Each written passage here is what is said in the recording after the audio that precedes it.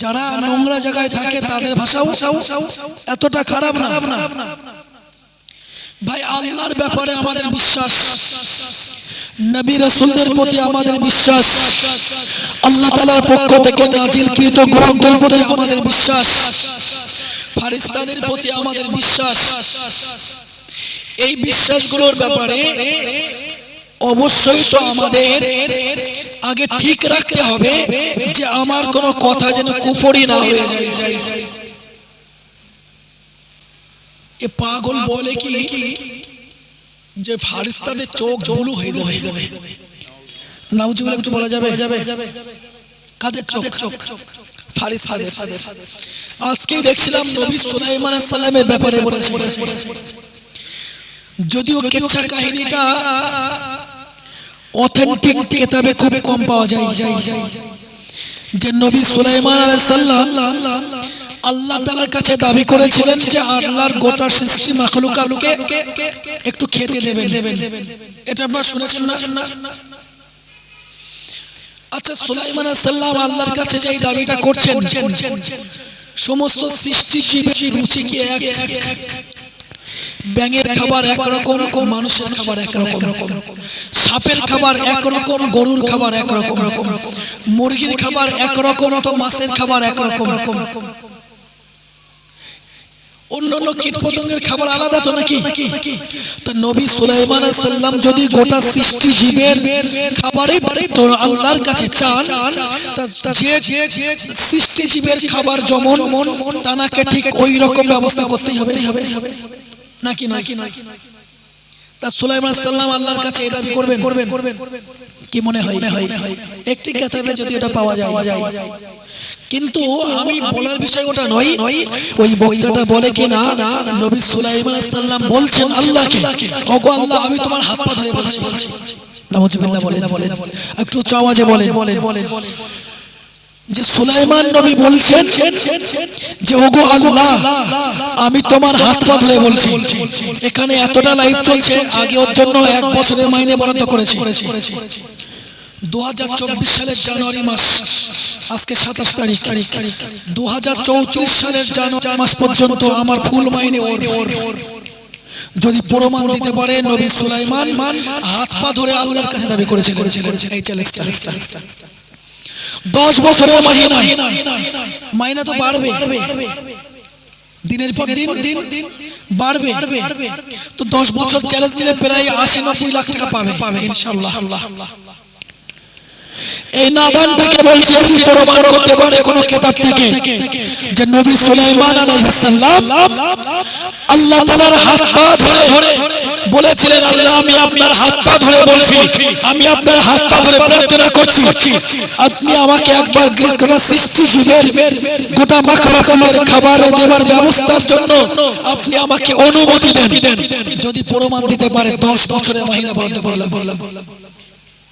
আমার রুজি আপনারা দাওয়াত করে ডাকেন, যা 2 একটা পয়সা দেন। আমার মতো চাকরি না করেও তো মানুষের চলছে না, চলে না। রিক্সা চালিয়েও তো চলে। মাইকে আমার মতো এমন বক্তারা কথা বলে, কিন্তু সরকারি চাকরি করে খুবই কম। তো তাদের তো এইভাবেই চলছে, চালাবেন কে? আল্লাহ। আল্লাহ বলছেন ওমা মিন দাব্বাতিন ফিল আরদ ইল্লা আলাল্লাহি রিজকুহা, পৃথিবীতে যত জীব আছে সবকিছুর খাবার আমি আল্লাহ নিজেই বন্টন করি। একটু মহব্বতে বলেন,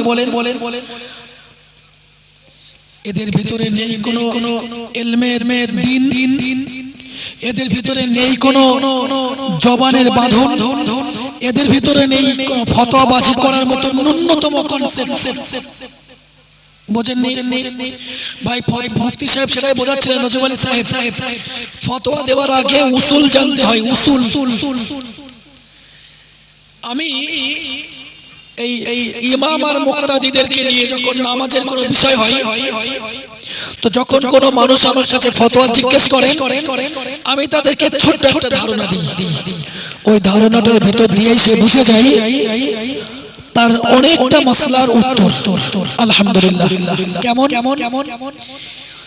ইমাম সাহেব মুক্তাদিদেরকে নামাজের ভিতরে রেখে ইমাম নামাজ থেকে বার হতে পারবে, কিন্তু মুক্তাদি ইমামকে নামাজের ভিতরে রেখে নামাজ থেকে বার হতে পারবে না। এটা উসুল। এটা কি উসুল? কেবলমাত্র বার হতে পারবে যদি তার নামাজ পড়া অবস্থায় ওযু ছুটে যায়। এটা না বললে পরে আবার ফতোয়াবাজি করবে। আমি যে কি বোঝাতে চাইছি ওটা বুঝতে চাইবে না। সেই জন্যই দেখা যাবে যে একটা বড় জামাত ইমাম সাহেব হলেন মুসাফির, মুক্তাদিরা হলেন মুকিম। তো মুসাফির ইমাম যদি নামাজ পড়ান আর মুকিম মুক্তাদিরা যদি ইমামের পিছনে নামাজ পড়েন, তো ইমাম সাহেব দুই রাকাত নামাজ আদায় করে বলবেন, আরবিতে বলবেন যে আমি মুসাফির, তোমরা তোমাদের নামাজটা পূর্ণ করো। তো তিনি নামাজ থেকে বার হতে পারবেন ইমাম সাহেব। তো এটা যদি আমার মাথায় থাকে, ইমাম যদি নামাজ থেকে বার হয়ে যায়, তাহলে আমাকে বুঝতে হবে বাকি নামাজ আমার একাকী আদায় করতে হবে।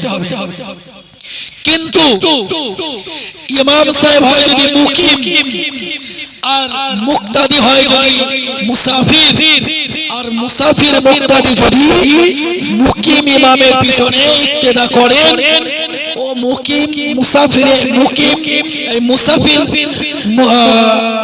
মুক্তাদির জন্য ক্ষমতা নেই, জায়েজ নেই যে ইমামকে রেখে দুই রাকাত নামাজ পড়ে সালাম ফিরিয়ে দিবে।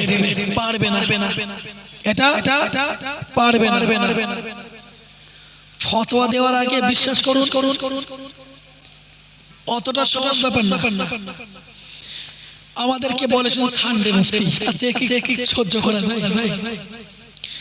আরে সানডে হোক আর মানডে হোক আর যে কোনো দিন হোক, আর মান্থলি হোক আর ইয়ারলি হোক, তা গাধা তুমি একটু ভর্তি হও। মুফতি সিলেবাস দেখলে ফারিস্তার চোখ বুলো হবে না, তোমার চোখ এমনি নীল হয়ে যাবে। আল্লাহ আমাকে মাফ করে দিক, আমি অহংকার করি না, আল্লাহ আমাকে মাফ করুন। আমি জামিয়াতে যখন মুফতি করেছি তখন রানিং চাকরি করি। ওই অবস্থায় আল্লাহ রাসূল একটা ইলমের ব্যাপারে বলেছেন, ক্বালা রাসূলুল্লাহ সাল্লাল্লাহু আলাইহি ওয়াসাল্লাম তাআল্লিমুল ফারাইদা ওয়া আল্লিমু আন-নাসা ফাইন্নাহা নিসফুল ইলম। আল্লাহ রাসূল বললেন, তোমরা ফরাইজ শিক্ষা করো, অন্যদেরকে ফরাইজ শিক্ষা দাও। ফরাইজ শিক্ষাটা হলো জ্ঞানের অর্ধেকটা। সুবহানাল্লাহ বলো, একটু মহব্বতে বলো। রাসূল বলছেন তোমরা ফরাইজ শেখো, অন্যদেরকে ফরাইজ শেখাও, কারণ ফরাইজটাই হলো জ্ঞানের অর্ধেক। তা আল্লাহর মেহেরবানি, আমার মুফতির ফাইনাল পরীক্ষায় ফরাইজের নম্বর হচ্ছে 88%। ফরাইজে যে সাবজেক্টে রাসূল বললেন এটা জ্ঞানের অর্ধেক, ওই সাবজেক্টে আমার 100-এর মধ্যে নম্বর 88। তা আমি সানডে মুফতি তাই। তা তুই একটু ডেলি পড়ে একটু মুফতি হয়ে দেখ। তুই তো ফতোয়া দিস, তা ফতোয়ার কোনো গৌর বুঝিস না। এই এক বক্তা এই ঘাড় পর্যন্ত চুল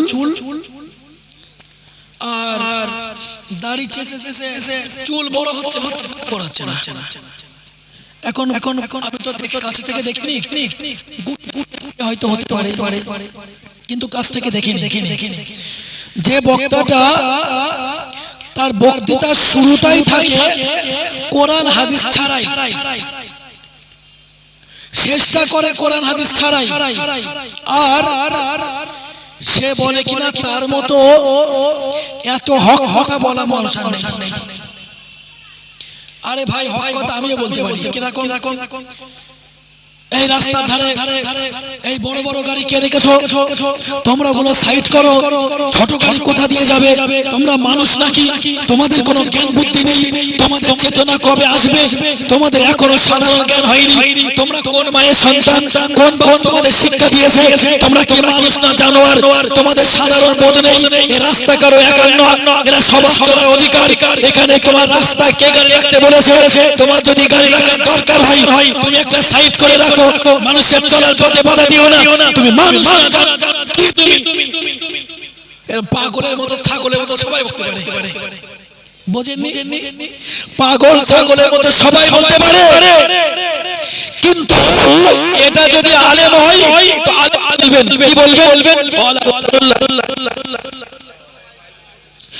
قال رسول الله صلى الله عليه وسلم لا خير في جلوس في الطرقات إلا لمن هدى السبيل ورد التهية وقد البصر وأعان على الهمولة أو كما قال عليه السلام الله رسول বললেন না না না না, রাস্তায় বসার মধ্যে কোনো কল্যাণ নেই, রাস্তার ধারে বসায় কোনো কল্যাণ নেই, উপকার নেই, কেবলমাত্র তার জন্য উপকার হয়েছে যে ব্যক্তিটা রাস্তার হক আদায় করে, যে ব্যক্তিটা সালামে জবাব দেয়, যে ব্যক্তিটা রাস্তা বড় লোকেদেরকে রাস্তা দেখিয়ে দেয়, আর যে ব্যক্তিটা তার দৃষ্টি অবনত রাখে, ওই ব্যক্তিটার জন্য রাস্তায় বসার কল্যাণ আছে, বাকি কারো জন্য কল্যাণ নেই। এত সময় আগে যেটা বললাম এটা পাগল ছাগলের বকা, আর পরে যেটা বললাম এটা আলেমদের বলা। এর ভিতর থেকে আবার ব্যাখ্যা যদি আলেমরা করেন যে রাস্তার ধারে রাসূল বললেন লা খায়রা ফি জুলুসিন ফিত তুরুকাত, রাস্তায় বসে কোনো লাভ নেই, ইল্লা লিমান হাদা সাবিলা, তবে তার জন্য কল্যাণ আছে যে রাস্তা দেখিয়ে দেয়। সুবহানাল্লাহ বলেন। এখানে রাস্তা দেখিয়ে দেওয়া মানে যে ব্যক্তি রাস্তা ভুলে যায় তাকে রাস্তা দেখিয়ে দেওয়া, এখানে রাস্তা দেখিয়ে দেওয়া মানে রাস্তার কষ্ট দূর করে দেওয়া, এখানে রাস্তা দেখিয়ে দেওয়া মানে পথ চলতি মানুষের সাহায্য সহযোগিতা করা। এটা আলেমের কথা। আল্লাহ রাসূল বললেন হাদিস শরীফের ভিতরে আল ঈমানু লাহু বিদউ ওয়া সাবউনা শুবাতান আফদালুহা কাউলু লা ইলাহা ইল্লাল্লাহ ওয়া আদনাহা ইমাতাতুল আযানিত তারিক ওয়াল হায়াউ শুবাতুন মিনাল ঈমান আও কামা ক্বালা আলাইহিস সালাম। আল্লাহ পাকের রাসূল বললেন ও আমার সাহাবীরা মনে রেখে দাও, আমি দয়ার হাবিব মুহাম্মদুর রাসূলুল্লাহ সাল্লাল্লাহু আলাইহি ওয়াসাল্লাম আমি তোমাদিগকে জানিয়ে দিলাম, আমার সাহাবীরা মনে রেখে দাও, নিশ্চয়ই ঈমানের জন্য ৭৩টারও বেশি শাখা প্রশাখা আছে। একটু মহাবতে বলো, ঈমানের এই ৭৩টারও বেশি শাখা প্রশাখার ভিতরে সর্বোত্তম শাখা হলো আফদালুহা কাউলু লা ইলাহা ইল্লাল্লাহ। এই কথাটা বলা আল্লাহ ছাড়া কোনো মাবুদ নেই, আল্লাহ ছাড়া কোনো উপাস্য নেই, আল্লাহ ছাড়া কোনো সৃষ্টিকর্তা নেই। ওয়া আদনাহা ইমাতাতুল আযানিত তারিক, আর ঈমানের সব থেকে নিম্ন শাখা হলো রাস্তা থেকে কষ্ট দূর করে দেওয়া। সুবহানাল্লাহ একটু বলেন। তো রাস্তায় গাড়ি রাখা পথ চলতি মানুষের জন্য কষ্ট নাকি নয়? রাস্তায় ইট পাথর জড়ো করে রাখা পথ চলতি মানুষের জন্য কষ্ট, রাস্তায় কিছু কাঠকুটো জোগাড় করে রাখা পথ চলতি মানুষের জন্য কষ্ট, রাস্তার উপরে কিছু কাঁটা বিছিয়ে দেওয়া পথ চলতি মানুষের জন্য কষ্ট, রাস্তাতে জামাত করে দাঁড়িয়ে থাকা পথ চলতি মানুষের জন্য কষ্ট। রাসূল বললেন ঈমানের শাখাগুলির ভিতর থেকে সর্বনিম্ন শাখা হলো রাস্তা থেকে কষ্ট দূর করে দেওয়া। সুবহানাল্লাহ বলেন। তো এই যে কথাগুলো বললাম এই প্রতিবাদটা আলেমদের প্রতিবাদ, আর আগের প্রতিবাদ হচ্ছে নাদানদের প্রতিবাদ। কাদের? নাদানদের। দাদা পীর সাহেব রাহমাতুল্লাহ আলাইহি মুজাদ্দিদে জামান কুতুবুল আলাম আমির শরিয়া আবু বকর সিদ্দিক আল কুরাইশি রাহমাতুল্লাহ আলাইহি হুজুর যখন কবি রেগে যেতেন হুজুর বলতেন নাদান। নাদান মানে মূর্খ, নাদান মানে বোকা, নাদান মানে যে বোঝে না। সুতরাং যে ব্যক্তিটা কোরআন হাদিস ছাড়া ফালতু বকে ও নাদান ও মূর্খ, ও কিছু বোঝে না। সে মূর্খ হয়ে মুফতি রজব আলী সাহেবের মতো আলেমকে বলে সানডে মুফতি। আরে নাদান, তুই একটু মান্থলি মুফতি হয়ে দে। আমি কিরকম সানডে মুফতি জানেন? আমার জীবনে মেডিকেল নেওয়া হয়েছে মুফতি পড়ার সময়। স্কুলে তো বছরে 14টা সিএল পাওয়া যায়, 15টা মেডিকেল পাওয়া যায়। তো আমার মেডিকেল শুরু হয়েছে যখন মুফতি পড়েছি তখন পরীক্ষার জন্য। শনিবার করে তখন আমি হুগলি চাকরি করি, শনিবারে মাদ্রাসা থেকে ফিরতাম, জামে এসে রাতে থাকতাম অনেক দিন। যে সমস্ত ভাইয়ের এক সপ্তাহ ক্লাস করেছেন ওগুলো ভাইদের কাছ থেকে যতটা পারতাম জানতাম, যে তামরিন গুলো করা হতো, ফতোয়া নির্বাচন গুলো করা হতো, ওগুলো ভাইদের কাছ থেকে নিতাম। প্রতি রবিবারে ক্লাস করতাম। যেদিন যেদিন সরকারি ছুটি থাকে, এরা জানে না নাদান গুলো যে সরকারি ভাবে বছরে আরো 65টা ছুটি আছে, বুঝলেন না? 365 দিন যদি এক বছর হয়, খবর নিয়ে দেখবেন খারিজি মাদ্রাসাগুলো ছুটি থাকে প্রায় 2 মাস, তাহলে বাকি থাকে 10 মাস। এর ভিতরে ইসলামের সওয়াব, অন্য সময় দাতা সম্মেলন ইত্যাদি করতে গিয়ে আরো হাফ মাস যায়, থাকে 9.5 মাস। 52 সপ্তাহে একটা বছর হয়, 52 সপ্তাহ মানে প্রায় 2 মাসের মতো। 65টা সরকারি ছুটি হয়, তো আরো 2 মাস। 52টা শনিবার হয়, আরো 2 মাসের মতো। এই 9.5 মাসের ভিতরে 6 মাস ক্লাস করা, আর বাকি অন্য সময়গুলো যতটুকু সম্ভব হুজুরদের সঙ্গে সম্পর্ক রাখা ক্লাস। আমরা যারা মহামান্য মুফতি আব্দুল কাইয়ুম সাহেব হুজুর দামাত বারকাতুল আলী, আল্লাহ হুজুরের হায়াতে বরকত দান করেন, বলুন আমিন। হুজুর সাধারণ আলেম নন, বোঝেননি? এডুকেশনের ব্যাপারে, শিক্ষার ব্যাপারে, ইলমের ব্যাপারে মুফতি সাহেব হুজুরের সঙ্গে কোনো আপোষ নেই, এটাকে মাথায় নিয়ে যান। তো আমরা রোববারের দিন হুজুরের কি এমন দায় পড়েছে যে রবিবারের দিন একদিন দুদিন আসবে আর এখানে মুফতি সার্টিফিকেট দিয়ে দেব, আমার সংগঠনে আলেমরা সব মুফতি হয়ে যাবে নাকি? হুজুর কি দায় পড়েছে নাকি যে সংগঠনের আলেমদের সব মুফতি তৈরি করে দেবে? কথা বলেন। আমি ব্যক্তিগতভাবে বলছি, মুফতি রজব আলী সাহেব আমার বড় ভাই সমতুল্য, আমি নিজে আরো যদি সরকারি কোনো কর্মজীবী এখানে থাকেন, স্কুলে চাকরি করেন, জানাদের বিএড ছাড়া স্কুলে চাকরি পেয়েছেন, বিএড ছাড়া ওডিএল মোডে সরকার গভর্নমেন্ট তাদেরকে বিএড করে নিয়েছেন। ছুটির দিনে কোন দিনে? ছুটির দিনে সার্টিফিকেট সরকার দিয়েছে। রবিবার করে ক্লাস আর সমস্ত ছুটির দিনে ক্লাস। তাহলে এখন সমস্ত মাস্টার মশাইদেরকে বলতে হবে যে সানডে বিএড, যুক্তিতে তো তাই বলে।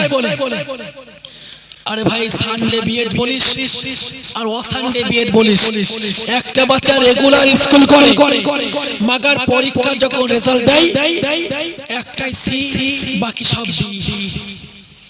আর একটা বাচ্চা সপ্তাহে একদিন ক্লাস করে, পরীক্ষা যখন রেজাল্ট উঠাই সব কটাই ডবল এ বা এ প্লাস। আছে না নেই? বলেন। তো রেগুলার ক্লাস করার ব্যাপার নাকি সাবজেক্টটাকে, বিষয়টাকে ভালো করে বোঝার দরকার, পড়ার দরকার, কোনটা ঠিক না বলেন? আমরাও ফালতু বকতে পারি, কিন্তু আল্লাহর মেহেরবানি আমরা ফালতু বকি না, তার একটা কারণ আছে। কারণটা কি? আলেমরা ফালতু বকে না, এটা মাথায় রাখেন। কারণ বিশ্বাস করুন, আমি এখানে কথা বলছি তো, যদি আমাকে কেউ বলেন যে হুজুর আপনি এই কোরআনে আয়াতটা পড়েছেন, এই জায়গাটা না জবর পড়েছেন, এটা জের হবে, বিশ্বাস করুন। হুজুর আপনি হাদিসের এবারটা পড়েছেন, এই জায়গাটাতে না পেশ হবে না, ওটা জের হবে, কিন্তু আপনি পেশ করে ফেলেছেন। আমি মাইকে স্বীকার করব, মাইকে পড়ে যে ভাই ওই কেফায়েত কাঠি বাতে গড়িয়াতে গিয়েছিলাম, আলোচনা করেছি গতদিন, তো ওখানে আমি একটা হাদিস পড়েছিলাম, হাদিসটা পড়েছিলাম এই, এখানে পেশ হবে, আমি যাবার পড়েছিলাম, ওটা আমি ভুল পড়েছি। অসুবিধা নেই তো। না জানাটা দোষ নয়, না জেনে বলাটা দোষ, এটা মাথায় রাখেন। না জানাটা দোষ নয়, বরং না জেনে বলাটাই হলো দোষ। আল্লাহ আমাদের সহিহ বুঝদান করেন, বলেন আমিন। একটু মহব্বতে দরুদ শরীফ পড়ুন, আল্লাহুম্মা।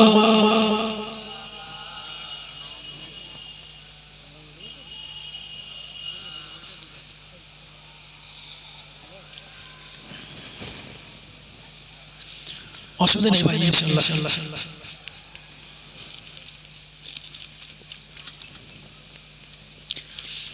এখন আমি আপনাদেরকে বোঝাতে চাইছি, আমি আমার বক্তৃতার শুরুতে পবিত্র কোরআনের একটি আয়াতে কারিমার অংশ পাঠ করেছিলাম, তেলাওয়াত করেছিলাম, যেখানে মহান আল্লাহ বলেন ইন্নামা ইয়াখশাল্লাহা মিন ইবাদিহিল উলামা। আল্লাহু আকবার একটু বলেন, একটু সুবহানাল্লাহ বলেন। আমার আল্লাহ জানান গোটা পৃথিবীতে আমার আল্লাহকে সবথেকে বেশি ভয় করে চলেন আলেম সম্প্রদায়েরা। সুবহানাল্লাহ বলেন। কারা? আলেমেরা। রাসূল বললেন আল উলামা ওয়ারাসাতুল আম্বিয়া, আলেমেরা হলেন নবীদের ওয়ারিস। সুবহানাল্লাহ একটু বলেন। তো আলেমরা যদি নবীদের ওয়ারিস হয়, আলেমরা যদি আল্লাহকে সবথেকে বেশি ভয় করে চলে, তাহলে আলেমদের কথাবার্তা সাধারণদের তুলনায় একটু আলাদা হবে না? আলেমদের কথাবার্তা নিশ্চয়ই সাধারণদের তুলনায় একটু আলাদা হবে। তবেই তো বোঝা যাবে যে আলেম মানুষ সাধারণ মানুষের তুলনায় একটু আলাদা নাকি নয়। পবিত্র কোরআন খোলেন, কোন হাফেজ সাহেব থাকলে এক কথাই বুঝতে পারবেন। সূরাতুল আরাফের 31 নম্বর আয়াত, আমার আল্লাহ আদম সন্তানদেরকে ডেকে বললেন ইয়া বানি আদমা, ও আদম সন্তানেরা, খুযু যিনাতাকুম ইনদা কুল্লি মসজিদ, ও আদম সন্তানেরা, তোমরা প্রত্যেকটা নামাজের সময় সাজ-সজ্জার পোশাক পরো। সুন্দর পোশাক পরা কখন? প্রত্যেকটা নামাজের সময়। কিন্তু ভাই পুরুষদের জন্য সতরে আওরাত হলো নাভি থেকে হাঁটু পর্যন্ত। নাভি থেকে হাঁটু পর্যন্ত একজন পুরুষকে ঢেকে রাখতে হবে।